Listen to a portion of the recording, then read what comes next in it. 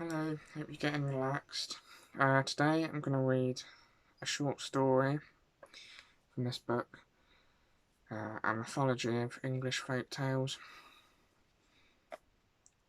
This particular one is called The Whewell Cockatrice by Michael O'Leary.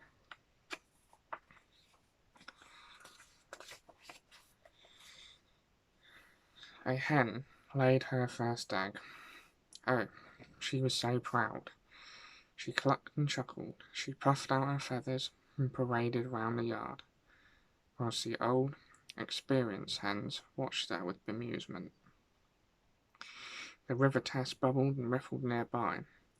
The bell from the abbey tolled across the water meadows, and the singing of the nuns drifted through the summer air.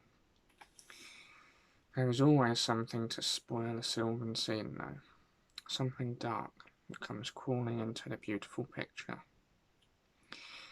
That which is dark is often formed by misfortune, and in this case, an enormous female toad had herself lost her babies. Though don't toads always lose their eggs? That is, after they've survived the attentions of a heaving mass of toads, and broken free of the vice-like embrace of the male toad. This toad, however, watched the hen preening herself in front of the cynical old hens. The toad crept forward and started to push the egg. She pushed it across the meadow, through damp, toady places by the river, and down into the vaults of Whewell Abbey. There she squatted, damply, over the egg until it hatched. When a toad hatches a hen's egg, there can be only one result: a cockatrice. Head of a cockerel, body of a dragon. It grew and grew in the darkness, whilst its doting stepmother brought it woodlice and slugs, maggots and worms. Then it ate its stepmother and continued to grow. Finally, when it was the size of a calf, it crawled up the steps and out into the wild world. The wide world. As the sunlight tormented its sensitive skin, screaming nuns ran before it, so it ate one. To escape the hateful sun, it crawled towards the river bank, till it found a damp hole big enough to squat in. Every so often, always growing, it would crawl forth and eat cattle and sheep and goats, and sometimes people, though they weren't very nourishing.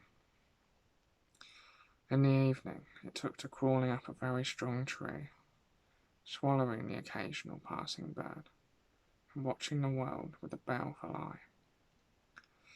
Knights from all over Hampshire, and even Berkshire and Sussex, came to slay the cockatrice, but it would just give them a withering look, and a reptilian tongue would dart out from its avian beak, and that would be the end of them.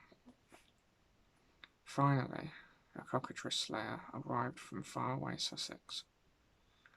He was Egbert Green, from Dragon's Green, first cousin to Jim Polk, the Lyminster dragon slayer, and he had guile as well as guts. He waited till the cockatrice had lowered itself into its damp hole next to the river, and then he crept forward and lowered a polished mirror down the hole. The cockatrice awoke to find that it was gazing at its own reflection, and with a terrible squawk, it set about the monster. All night it fought itself, till, battered and exhausted, it lay down, gasping for breath. Then Egbert Green climbed down into the hole and cut off the cockatrice's head. For his work, he was awarded 4 acres of land in Harewood Forest, and to this day it is known as Green's Copse. Now, some people have said that the cockatrice was hatched from a duck's egg, but they really need to look at their biology books. If the cockatrice had emerged from a duck's egg, it would have had the head of a drake. The story was probably invented to explain the peculiar aversion Whewell people used to have for duck's eggs. The cockatrice was immortalised in a singular weather vane that was placed upon the church in the days when people accepted the presence of grotesques and monstrous weather vanes sharing their worship because they couldn't afford to take a sentimental view of life. In later times, the weather vane was deemed unsuitable for a place of worship, taken down and put on a barn. It has since found its way to Andover Museum.